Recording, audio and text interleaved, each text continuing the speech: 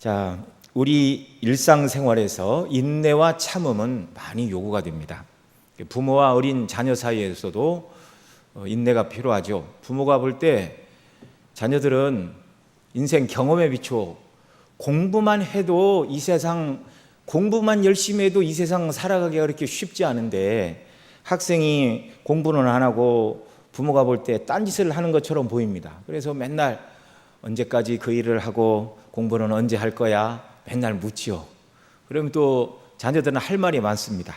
다른 집 애들도 나보다 더 많이 노는데 왜 우리 엄마 아빠는 다른 부모들처럼 참지 못하고 우리한테 공부만 하라고 그러는가? 참 서로가 인내하고 참아야 되죠. 공부하지 않아도 먹고 사는데 아무런 문제가 없는 시대라면 뭐 누가 공부를 하라고 얘기를 하겠습니까? 남편과 아내도 마찬가지죠. 보통 아내들은 남편이 퇴근하고 집에 빨리 들어오지 않는다. 또 남편이 취미 생활에 너무 많은 돈을 써서 가족이 여러 가지로 경제적으로 살림하기가 좀 어렵다. 그런 이제 불만들, 인내해야 될 일들이고요. 또 남편들도 마찬가지죠. 아내들의 관심사가 자신들에게 맞지 않을 때 잘 인내해야 됩니다. 예를 들어 휴일에 쇼핑이라도 가는 날에는 많이 참고 인내해야 됩니다. 물론 남성들 중에 예외도 있다고 그럽니다. 예외도 있어서 2시간, 3시간, 4시간 쇼핑을 하고 다녀도 전혀 피곤하지 않는 남성들이 있다는 소식을 간혹 듣는데 대부분의 경우에는 이게 통계학적으로 남성들은 50분 정도 쇼핑을 하면 그 다음에는 이제 기운이 떨어진답니다. 그러니까 남편들을 데리고 어디 쇼핑센터를 갈 일이 있으면 적어도 1시간 이내에는 전층을 다 돌아보고 내려와야 됩니다. 그렇지 않으면 피곤하죠. 남자들은 구두를 사러 간다고 하면 자신이 평소 신었던 메이커가 어디 있는가 대충 가서 디자인이 그렇게 무난하면 사이즈 맞으면 신어봐서 편하면 신발을 사러 들어가서 신발을 사 신고 나오는 데까지 5분이면 충분합니다. 그런데 여성들은 다르죠. 쇼핑센터 내에 있는 모든 구두 가게를 다 돌아봐야 하고 또 집에 있는 옷과 가방과 이 신발이 매치가 되겠는가, 또 내가 아는 사람 중에 누가 이 신발을 신고 다니지는 않았는가, 예리하게 모든 것을 다 생각을 해야 됩니다. 이 생각하고 따져볼 것이 많으니 시간이 많이 걸리고 남성들과 여성들은 하나님이 다르게 지으셨어요. 그래서 책 제목 이름이 정확하지 않은데 화성에서 온 남자입니까 여자입니까? 화성에서 온 남자, 금성에서 온 여자인지 제목이 거꾸로 됐든지 하여튼간 하나님이 다르게 만들어 놓으셨어요. 그러니까 서로 참고 인내하고 상대 입장을 배려하지 않으면 참 어려운 일이죠. 그러니까 일생 동안 부부가 서로 참고 인내해야 될 일들 투성이입니다. 이런 정도의 일상적인 인내는 그래도 할만하죠. 오늘 본문에서 주의 형제 야고보는 성도를 괴롭게 하는 원수들의 그 행동으로 인하여 고통받는 자들을 향하여 참고 인내하라 이렇게 말하고 있습니다. 이건 참 어려운 일이죠. 자, 오늘 우리가 읽은 7절 말씀 시작을 어떻게 하고 있습니까? 그러므로 형제들아 이렇게 말하고 있는데요. 그러므로는 접속사죠. 앞에 있는 내용과 뒤에 있는 내용을 연결해 주는 접속사입니다. 그러니까 앞에 무슨 말을 한 다음에 그러므로 인내하라 그랬으니 앞에는 인내하지 못할 만한 어떤 저런 이유들이 쭉 있고, 그러나 그럼에도 불구하고 성도들은 인내해야 된다 이렇게 지금 말하고 있죠. 자, 야고보가 앞서 말한 성도들이 정말 인내하기 어려운 그 고통스러운 문제가 무엇이었습니까? 부자들이 가난한 자들을 압박을 했어요. 그래서 앞 시간에 살펴본 것처럼 마땅히 품꾼에게 싹스를 주어야 되는데 그 싹스를 늦게 주거나 적게 주거나 아예 주지 않거나, 이런 일들. 그 다음에 이제 그렇게 불이하게 재물을 모아서 쓰는 것도 잘못 쓰고 있습니다. 어떻게 썼는가? 그걸 가난한 사람을 위하여 쓰지 않고 창고에 모아 들여놨는데 너희 재산이 썩었고 이렇게 말하죠. 그러니까 곡식이 썩고 그 다음에 의복은 좀이 쓸고 금과 옥은 녹이 쓸었다. 그러나 전혀 안 쓰는 것은 아니었습니다. 어떻게 썼나요? 날마다 자기를 위하여 사치하며 연락하는 데는 실컷 썼어요. 매일같이 잔치를 열고, 그럼에도 불구하고 너무 많아서 창고에서 썩어나가고 있다.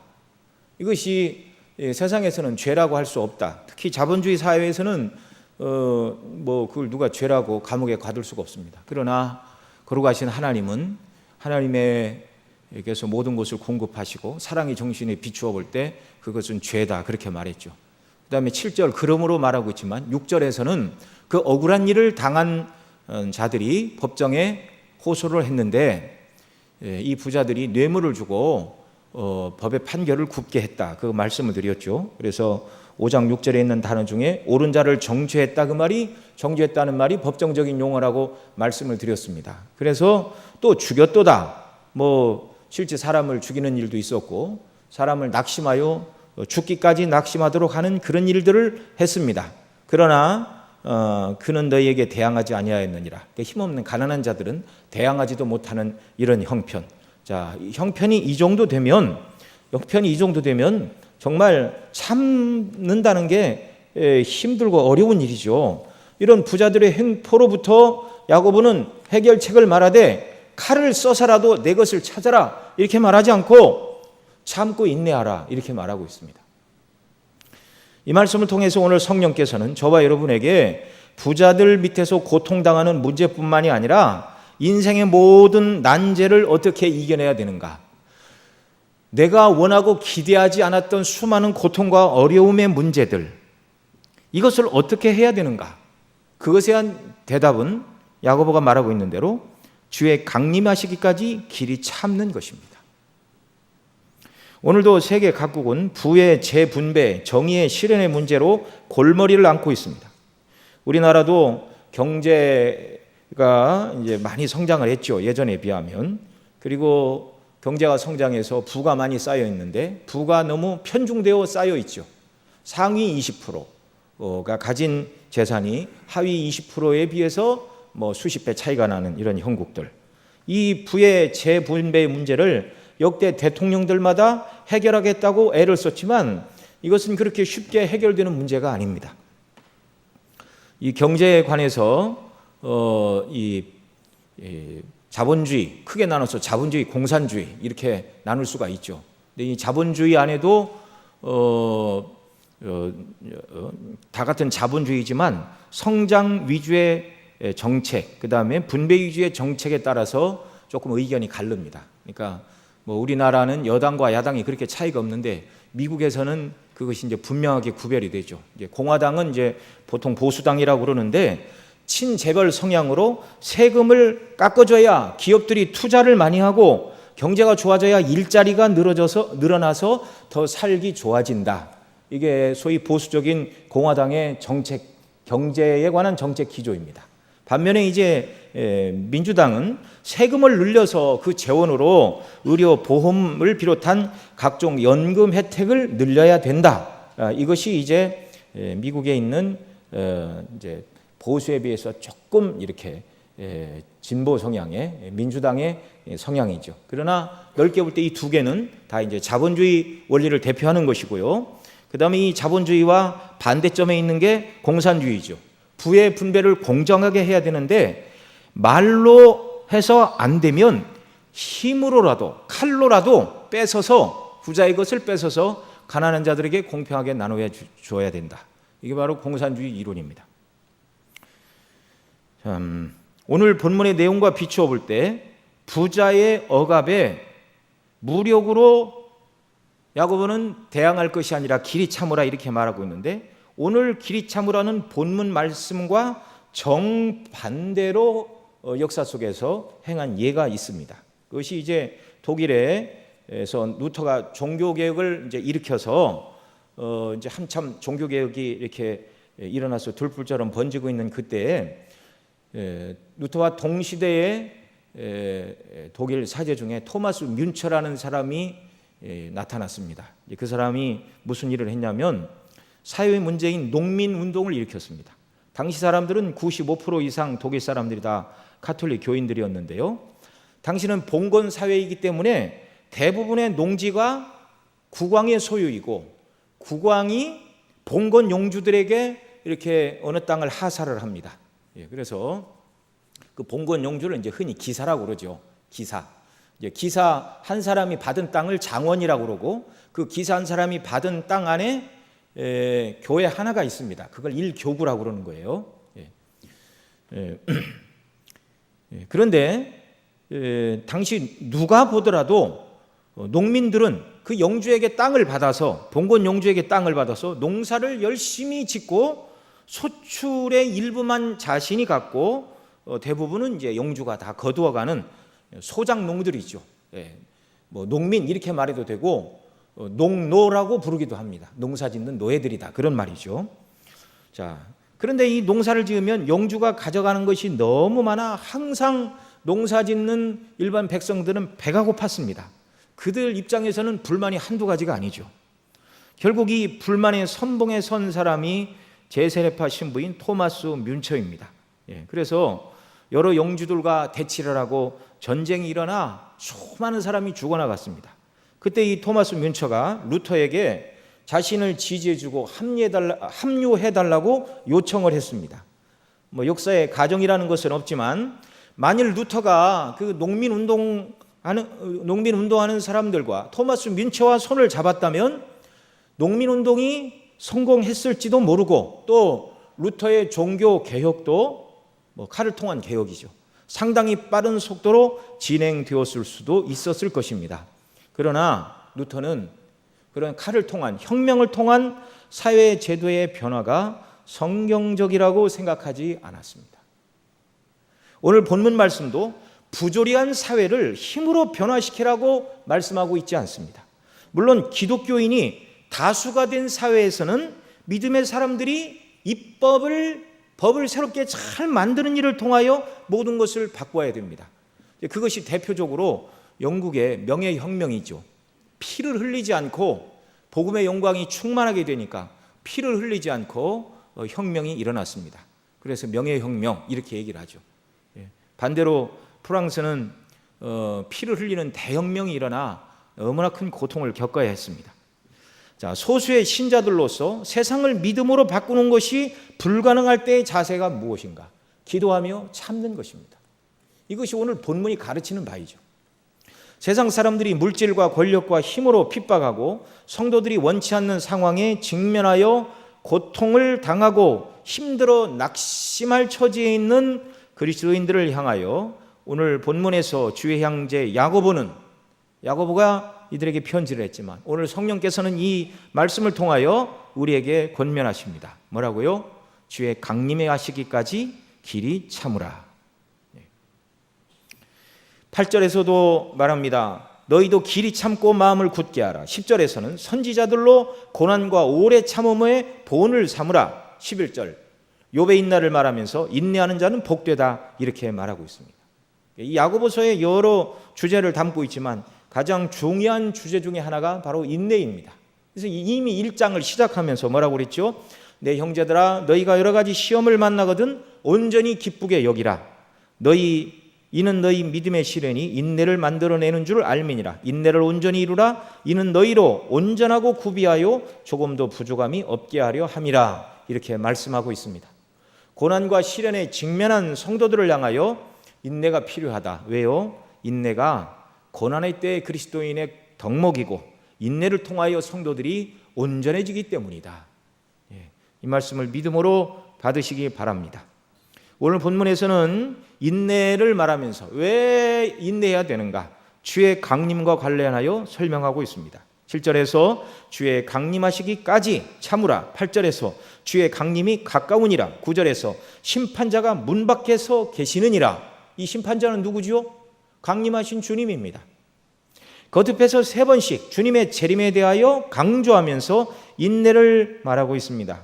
인내는 성도를 성숙하게 할 뿐만 아니라 인내가 가능한 것은 지금도 함께 하시고 힘을 공급하시는 하나님의 은혜 때문이요, 그 인내의 최종 목표는 주님의 재림에 있기 때문에 저와 여러분이 인내할 수 있다. 성경이 이렇게 가르치는 것입니다. 기독교 역사 속에서 거룩한 회개의 역사가 일어나고 그리스도인들이 성결해지고 영적으로 부흥하던 시대는 어느 시대를 막론하고 주님의 재림에 대한 기대가 충만하던 시대들이었습니다. 주님의 재림으로 이 땅에서 수고한 모든 수고에 대하여 상을 받고 또 이 세상의 모든 것이 주님의 재림으로 새롭게 될 것을 믿는 자들은 길이 참게 되는 것이죠. 주의 영광스러운 재림을 생각한다면 이 땅에 있는 것들은 다 무의미한 먼지와 같은 것들임을 믿으시기 바랍니다. 세상이 아무리 대단하고 좋아 보여도 세상에 있는 것들은 다 썩고 부패하고 쇠하여질 것입니다. 그러나 하늘에 있는 것들은 영원하고 빛나고 부패하지 않는 것이죠. 그러니 내가 원하는 것이 이 세상에서 이루어지면 감사하고 기쁜 일이지만 세상에서 내가 원하는 일이 다 이루어지지 않는다라도 그렇게 큰 문제가 될 것이 없습니다. 주를 위해 믿음으로 살다가 좀 억울한 일을 당해도 상관이 없습니다. 왜요? 나의 억울한 일을 영광의 주님께서 다 밝혀줄 것이고 또 주님께서는 내 죄를 해결하시기 위하여 죄 없으신 주님이 대신 죄인이 되어 십자가에서 불의한 죽음, 억울한 죽음을 당하신 분이 있다면 그분이 바로 예수님이죠. 그렇게까지 우리를 위하여 자기를 낮추신 주님 앞에서, 그래서 베드로는 그렇게 이야기하죠. 애매하게 고난을 받아도 복이 있는 것은 주님께서 우리를 위하여 고난을 받으셨기 때문이다. 참 성도들이 고난과 어려움의 때에 깊이 묵상하고 붙들어야 될 원리입니다. 주님이 나를 위해 불의한 죽임을 당하고 억울한 일을 당하셨다. 주님과 비교해 볼 때 여러분 우리가 세상에서 억울해서 못 살겠다고 펄쩍펄쩍 뛸 만한 일이 뭐가 있습니까? 아무것도 없는 줄 믿으시기 바랍니다. 세상의 영광이 아무리 좋아도 주님의 재림으로 우리에게 주어질 하나님 나라의 영광과는 아무것도 비교할 것이 없습니다. 모든 문제가 완전히 해결되고 억울한 일이 다 신원을 받고 넘치는 영광으로 갚아주실 이 재림의 날, 이것이 저와 여러분이 영원토록 바라봐야 될 소망의 날이라는 것입니다. 오늘날 잘못된 종말론이 나타나서 세상 사람들에게도 좋지 않은 인상을 주고 있습니다. 왜 이렇게 재림과 종말 그리고 스스로 세상에 재림주라는 이단들이 많이 나타날까요? 파스칼은 이런 말을 했습니다. 아무도 가짜 다이아몬드를 위조하지 않는다. 진짜이기 때문에, 좋은 것이기 때문에 가짜가 나타난다 그 말이죠. 귀한 것을 위조하지 흔한 것을 위조하지 않습니다. 이 말세에 잘못된 종말론이 드러나는 것은 바른 종말론이 그만큼 귀하기 때문에 사단 마귀가 바른 종말론에 세상 사람들이 관심을 갖지 못하게 하려고 이상한 종말론으로 세상 사람들의 눈과 귀를 미혹해 하는 것입니다. 그래서 이미 지나갔지만 1992년 10월 28일 이래 예수님이 재림하신다고 말하는 다가올 미래를 준비하라는 사람들이 날짜를 이렇게 딱 찍어서 한국교회에 큰 문제가 된 그런 적이 있죠. 그런 일들을 겪으면 성도들도 그 종말론은 별로 안 좋은 건가 보다 이런 생각을 하게 되고, 믿지 않는 사람들은 종말론 그러면 알레르기 반응부터 일으키는 것이죠. 이 사단이 쓰는 전략입니다. 저와 여러분은 항상 바른 종말론에 바로 서 있어야 되고 그것만이 저와 여러분이 영원히 붙들어야 될 궁극적인 신앙의 목표라는 것을 잊지 않아야 할 것입니다. 주님의 재림은 믿음으로 세상을 살아가는 성도들에게 소망을 주지요. 주께서 공의로 세상을 심판하사 악한 자들을 그 죄에 따라 형벌하시고 의로운 자들에게 상을 주실 그날, 이것은 고난의 현실을 이기게 하는 힘이고 능력입니다. 성경은 우리가 그리스도인이기 때문에 고난에서 면제되고 만사가 형통할 것이다 그렇게 가르치지 않습니다. 오히려 주님의 약속은 환난에서의 면제가 아니라 환난 속에서의 승리입니다. 그래서 요한복음 16장 33절 세상에서는 너희가 환난을 당하나 담대하라 내가 세상을 이기었노라. 세상을 이기신 주님과 함께 저와 여러분도 세상의 어떤 압박과 핍박과 고난도 능히 이겨낼 수 있는 줄 믿으시기 바랍니다. 사도 바울도 말했습니다. 우리가 하나님 나라에 들어가려면 많은 환난을 겪어야 하리라. 성경이 일관되게 가르치고 있습니다. 성도는 이 땅에서 고난을 당하는 것이 필연이라고요. 죄 많은 이 세상에서 환난이나 고난은 성도를 훈련시키는 하나님의 방편입니다. 그래서 우리가 참고 훈련받고 인내해야 하는 것이죠. 10절에서는 오래 참음의 본을 삼으라. 11절에서는 인내에 대해서 말씀을 하고 있습니다. 그러니까 오래 참음과 인내, 이게 의미는 같은 말인데요, 상황은 좀 다를 때 쓰여집니다. 오래 참음은 인간관계 속에서 일어나는 고난을 참는 것을 오래 참는다, 이렇게 말하고 있습니다. 그래서 대표적인 구절이 고린도전서 13장이죠. 사랑은 언제나 오래 참고. 이 사랑은 사람과 사람 사이에서 행해지는 일이죠. 그러니까 오래 참는 건 무엇과의 관계요? 사람과 사람과의 관계에서 고난이 올 때 참는 것을, 이것을 오래 참고 오래 참음이다, 이렇게 말하고요. 그 다음 인내라는 말은 성도가 처한 환경 속에서 부딪히는 고난을 이겨내는 것을 인내다, 이렇게 성경이 표현을 하고 있습니다. 그러니까 우리는 사람과 사람 사이에서 고난을 당할 때 오래 참아야 되고, 환경 속에서 고난을 당할 때도 인내해야 한다, 이렇게 오늘 가르치고 있습니다. 자, 7절로 9절은 농부의 인내를 예를 들면서 오래 참아야 된다 말하는데요. 우리 오늘 읽은 야고보 5장 7절로 9절 말씀 같이 또 읽겠습니다. 그러므로 형제들아, 주의 강림하시기까지 길이 참으라. 보라, 농부가 땅에서 나는 귀한 열매를 바라고 길이 참아 이른 비와 늦은 비를 기다리나니 너희도 길이 참고 마음을 굳게 하라. 주의 강림이 가까우니라. 형제들아, 서로 원망하지 말라. 그리하여 심판을 면하리라. 보라, 심판자가 문 밖에 계시니라. 아멘. 농사 짓는 사람의 기본적인 자질은 기다리는 것입니다. 씨를 뿌리고 며칠 만에 열매를 거두고자 하는 것은 농사법에 없는 얘기죠. 씨를 뿌리고 물을 잘 공급하고 싹이 자라나면 주변에 풀을 뽑아줘야 되고, 더 자라도록 거름을 주어야 되고, 그 다음에 병충해가 오면 농약을 뿌리고 벌레를 잡아주고, 그렇게 수고한 다음에 결실을 할 수가 있는 것입니다.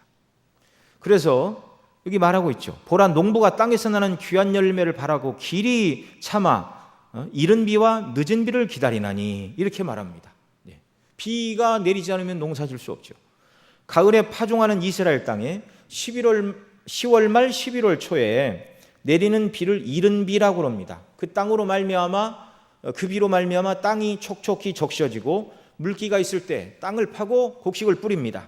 그리고 이제 해가 바뀌어 3, 4월에 내리는 늦은 비, 이제 땅이 다 말라가죠. 비가 또 오지 않으면 다 말라버리고 결실을 할 수가 없어요. 그래서 3, 4월에 늦은 비가 내려줘야 결실기에 있는 이런 곡식들이 꽃을 피우고 이제 수정이 되어 열매를 맺고 추수를 거둘 수가 있는 것이죠. 자, 이렇게 농부가 씨를 뿌리고 또 풀을 뽑아주고 거름을 주고 이른 비와 늦은 비를 기다리며 곡식을 기르는 일에 최선을 다하고 땀 흘리고 수고하는 이유가 무엇인가? 땅에서 나는 귀한 열매를 거두어야 하기 때문에 그런 것이죠. 자, 이 귀한 열매, 이 비유로 말하면 성도가 고난 가운데 길이 참아 농부가 귀한 열매를 거두는 이 일은 가을에 이루어지지만, 성도들이 고난 가운데 길이 참은 자에게 하나님께서 그 길이 참는 자에게 응답을 이 땅에서도 주실 수 있지만, 오늘 본문에서 야고보는 길이 참는 자에게 주어지는 상급은 언제 주어진다고요? 주의 강림의 때, 주님의 재림의 때. 그러니 성도들은 주님의 재림의 날을 바라보면서 여러 가지 모든 어려움 속에서도 하나님 기뻐하시는 영적인 열매를 맺어야 됩니다. 예수님을 닮아야 되는 것이 우리가 맺어야 될 열매이고, 성령의 열매를 또한 맺어야 되는 것이죠. 자, 8절에서는 너희도 길이 참아 마음을 굳게 하라. 주의 강림이 가까우시니라, 이렇게 말하는데요. 여러분, 사람이 어려운 일을 당하면 믿음으로 참고 주님이 주시는 힘으로 해결하려 하기보다는 사람이 연약하게 되면 인간적인 방편을 먼저 생각하게 되는 것입니다. 그래서 이 문제를 해결할 만한 사람이 내 주변에 없는가? 그래서 옛날 사람들은 뭐 그런 얘기들을 했죠. 억울한 일을 당하지 않고 살려면 가족 중에 뭐 공무원 하나, 경찰 하나, 뭐 선생 하나 뭐 이렇게 있어야 된다. 예, 그런 얘기를 했는데, 예, 그런다고 모든 문제가 다 해결이 되나요? 야고보는 인간적인 방법을 찾지 말고 길이 참고 마음을 굳게 하라, 이렇게 말씀하고 있습니다. 이 마음을 굳게 하라는 것은 목표를 세우고 열심히 나아가라, 그 말이죠. 고난과 역경 속에서 참아낸다는 것은 아무것도 하지 않고, 저 나를 괴롭게 하는 사람, 나를 힘들게 하는 사람, 나를 괴롭게 하는 이 모든 환경, 그러나 내가 참는다라고 이를 박박 깔고 고통 속에서 아무것도 하지 않고 참는 일만 하는 것, 그런 의미가 아닙니다. 성도의 기다림은 여기 농사짓는 비유를 말한 것처럼 무엇인가 적극적으로 행하면서 참는 능동적인 기다림입니다. 그래서 오늘 읽은 말씀에서 또 여전히 열매를 8절에서도 너희도 길이 참고 마음을 굳게 하라, 주의 강림이 가까우시니라. 또 7절에서는 길이 참으라, 보라 농부가 땅에서 난 귀한 열매를 바라고 길이 참아 이른 비와 늦은 비를 기다리나니. 그러니까 성도가 참는 것은 아무것도 하지 않고 뭔가 하나님 기뻐하시는 일을 하면서 주님이 갚아주시고 응답 주시기를 위해서 참고 기다려야 된다, 이걸 말하고 있죠. 여러분, 말세를 살아가는 성도들의 자세는 일하는 사람들입니다. 마태복음 24장 40절 이하에 보면 주님의 재림시에 들림받을 자들을 말하고 있는데, 두 사람이 밭에서 있다가 하나는 데려감을 당하고 하나는 버려둠을 당할 것이요, 두 여자가 매를 갈고 있음에 하나는 데려감을 당하고 하나는 버려둠을 당할 것이요. 맷돌을 돌리는 이 비유를 여기 말씀하고 있습니다. 이렇게 성도들은 주님의 재림을 맞이할 때 하나님께서 주신 자기의 생업을 잘 감당하다가 주님의 재림을 맞이하게 될 것이라, 이렇게 말하고 있습니다. 자신을 괴롭게 하고 힘들게 하는 원수들에 대한 증오로 마음의 악을 쌓거나 원망하며 시간을 낭비하는 것은 바른 참는 자세가 아니라는 것이죠. 주님의 재림을 기다리는 사람은 원망 대신 능동적으로 하나님 앞에서 자신이 해야 될 일을 잘 감당하면서 하늘의 영광을 바라보고 이겨나가는 것이지, 나에게 고통을 준 사람을 계속 생각하며 참는 것이 아닙니다. 목표점이 다른 것이죠. 계속 억울한 일, 나를 괴롭게 한 사람을 그것만 쳐다보면 거기에 벗어날 수가 없는 것입니다. 눈을 들어 하늘의 영광을 바라보고 주님 다시 오실 소망의 날을 바라보고, 그리고 이 땅에서 우리에게 주신 영광스러운 삶의 목표들을 바라보고 저와 여러분이 믿음으로 달려나가야 될 줄로 믿습니다. 왜 그렇게 해야 되죠? 왜 그렇게 목표를 세우고 원망하지 말고 열심히 그렇게 살아야 됩니까? 보라, 심판자가 문 밖에서 계시느니라, 이렇게 말씀하고 있습니다. 심판하실 주님, 나의 이 모든 억울한 일을 신원하시고 억울함에도 불구하고 주님 바라보고 믿음으로 열심히 참고 하나님이 기뻐하신 일을 감당한 일에 대하여 판단해 주실 심판자가 어디 계시다고요? 문 밖에 계시답니다. 문만 열리면, 주님의 재림의 급박성을 지금 표현하는 것이죠. 지금 심판자가 문 밖에 있기 때문에 지금은 누구를 원망하고 시간을 낭비할 때가 아니라는 것입니다. 10절에서는 성도의 인내의 모범으로 선지자의 인내를 들고 있습니다. 형제들아, 주의 이름으로 말한 선지자들로 고난과 오래 참음의 본을 삼으라. 예수님은 산상수훈에서 나를 인하여 너희를 욕하고 핍박하고 거짓으로 거스려 모든 악한 말을 할 때는 너희에게 복이 있나니 기뻐하고 즐거워하라. 하늘에서 너희 상이 큼이라. 그렇게 말씀하신 다음에 너희 전에 있던 선지자들을 이같이 핍박하였느니라, 이렇게 말씀하셨습니다. 그러니까 예수님은 과거에 선지자를 핍박하던 세상이 너희도 핍박할 것이다 말씀하셨습니다.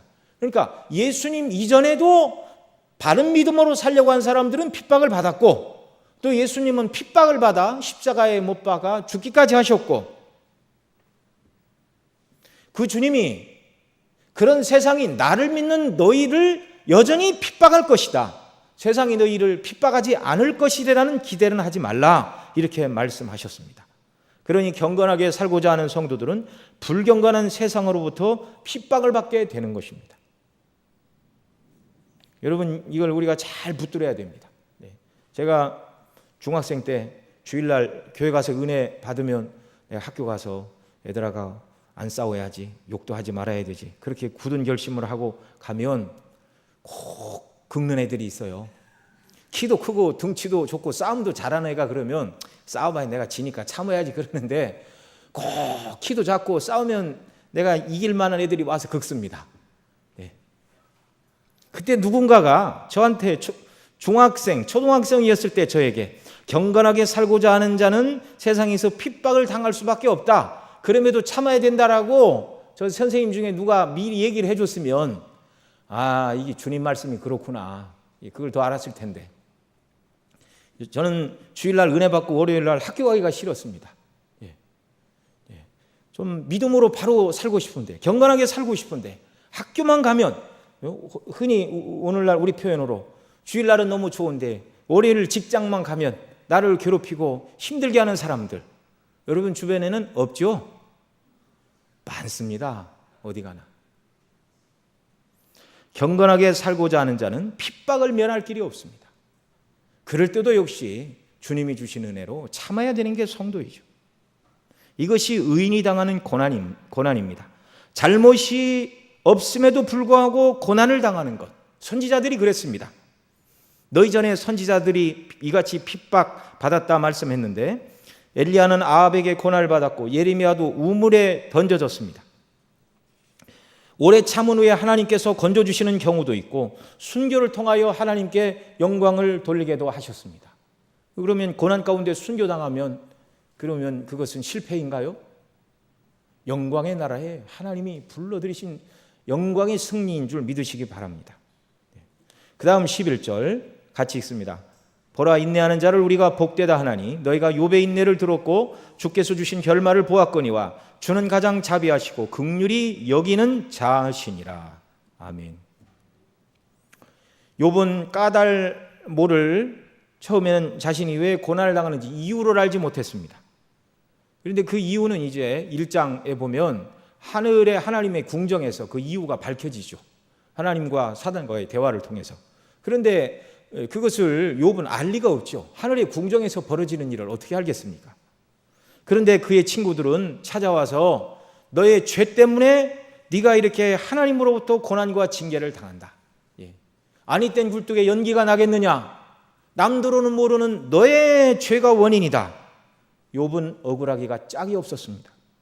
욥기를 보면 욥의 탄원과 친구들과 주고받는 공방이 욥기 4장부터 31장까지 계속되죠. 욥은 까닭모를 고통을 당하였고 친구들은 그를 죄인 취급하는 어려운 상황에서도 욥은 끝까지 믿음을 지켰습니다. 그 결말이 무엇이죠? 오늘 우리가 읽은 대로 욥의 인내에 대하여 하나님은 욥의 결말을 알거니와 인내를 들었고 주께서 주신 결말을 보았거니와 주는 가장 자비하시고 긍휼히 여기시는 자신이라. 끝까지 참는 욥에게 하나님은 엄청나게 큰 은혜와 긍휼을 베풀어 주셨다, 이렇게 말하고 있습니다. 여러분, 욥이 당한 고난이 욥 자신이나 다른 누가 보아도 절대로 작은 고난이다 이렇게 말할 수 없습니다. 하루아침에 7 아들과 3 딸을 잃어버렸습니다. 자식을 잃은 부모의 비통한 심정, 그 많은 소와 나귀와 양떼와 약떼를 다 잃어버렸고 몸에도 병이 찾아왔습니다. 정말 믿음이 없다면 정말 고통스러운 순간이에요. 욥의 아내는 뭐라고 그랬죠? 당신이 그럼에도 불구하고 하나님 앞에 순결을 지키느냐? 하나님을 욕하고 죽으라 그 말했습니다. 자살하라 그 말이에요. 믿음이 없었다면 욥은 그 아내의 말대로 하나님을 원망하고 스스로 목숨을 끊을 만한 상황이었습니다. 그런데 욥은 하나님만 바라보고 인내했죠. 끝까지 참아 이겼습니다. 하나님께서 어떤 은혜를 베풀어 주셨는가? 너희가 욥의 인내를 들었고 주께서 주신 결말을 보았거니와 주는 가장 자비하시고 긍휼히 여기시는 자신이라, 이렇게 말하는데요. 하나님은 고통 중에 있는 욥에게 친히 찾아가 주셔서 하나님 당신의 영광을 나타내 보여주셨습니다. 욥은 하나님의 임재 영광을 배웠고 뭐라고 그랬죠? 내가 주께 대하여 귀로 듣기만 하였사오나 이제는 눈으로 주를 배움나이다. 그러므로 내가 스스로 거두어 드리고, 자기가 했던 모든 말들 원망과 불평의 말들 거두어드리고 티끌과 재 가운데서 회개하나이다 라고 하나님 앞에 고백하였습니다. 욥은 고난 가운데 길이 참을 때 찾아오신 하나님을 통하여 하나님의 영광의 풍성함을 더 알게 되었고 그의 믿음이 더 단단해졌고 하나님을 더 신뢰하고 사랑하는 자로 견고히 설 수가 있었습니다. 뿐만 아니라 그가 이 땅에 있던 모든 재산, 잃어버렸던 것을 하나님께서 2배로 주셨습니다. 양이 7,000마리였는데 14,000마리가 되었고 3,000마리던 약대가 6,000마리, 500결이던 소가 1,000결이, 500마리던 암나귀가 1,000마리가 되도록 하나님께서 넘치도록 부어주셨습니다. 그리고 자녀도 이전과 같이 아들 7과 딸 3을 주셨는데 자녀도 2배입니다. 이 땅에 새로 주신 7아들 3딸, 하나님이 하늘로 불러가신 7아들과 3딸, 다 지금 그들이 하늘에 있는 것이죠. 우리도 억울한 중에 원수들의 압제에도 불구하고 원망으로 죄를 짓거나 불평함으로 시간을 낭비하지 않고 능동적으로 하나님께서 우리에게 맡기신 일을 감당하면서 끝까지 믿음으로 참고 인내할 때 욥에게 은혜를 주셨던 하나님께서 저와 여러분에게도 은혜 주실 줄 믿으시기 바랍니다. 욥에게는 2배의 자녀와 재산의 축복을 주셨지만 저와 여러분에게도 물질로 2배를 갚아주신다. 신약 성경에는 그런 말씀은 없습니다. 그러나 고난 가운데서 아까도 말씀을 드렸지만 억울하게 고난을 당할 때 주님은 내 죄를 대신 지시고 나를 위하여 십자가에 못 박혀 죽기까지 길이 참으셨다. 이것을 생각하면 그렇게 억울할 것이 없는 것입니다. 억울한 일을 당할 때 억울한 일을 당하신 주님을 생각하고 주님이 나를 구원해 주신 복음의 은혜와 영광이 무엇인가를 더 깨닫게 해달라고 기도할 때 정말 하늘 영광을 버리시고 주님이 이 땅에 오셨고 우리를 구원하시기 위하여 창조주가 피조물이 되어 아기로 이 땅에 태어나시고 우리가 지켜야 될 모든 하나님이 요구하시는 율법의 요구를 창조주 그분이 대신 다 지키시고 끝내는 저와 여러분의 죄값을 대신하여 십자가에 못 박혀 죽으심으로 우리를 구원해 내셨습니다. 끝까지 참으면서 주님의 놀라운 사랑과 은혜가 우리에게 어떻게 베풀어졌는지 정말 그 은혜를 사모할 때 이 영광으로 충만하게 하시고 이 영광을 받은 자들이 하나님 나라에서 누리게 될 하늘의 영광을 바라보는 눈을 저와 여러분에게 활짝 열어 주시는 줄 믿습니다. 여러분, 주님이 다시 오시면 영광 가운데 주님이 우리를 영광스러운 나라로 데리고 가심을 다 믿으시는 줄 믿습니다.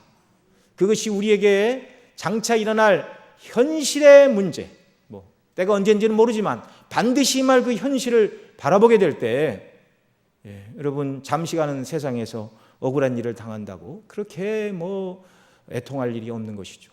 그 영광의 눈을 활짝 뜨게 해주시고 그 영광의 날을 바라보고 충성스럽게 이 땅에 주의 뜻대로 순종하는 자녀가 되기를 간구하고 소원하고 정말 그런 은혜로 주시는 은혜 가운데 살아가는 저와 여러분 모두가 되시기를 바랍니다.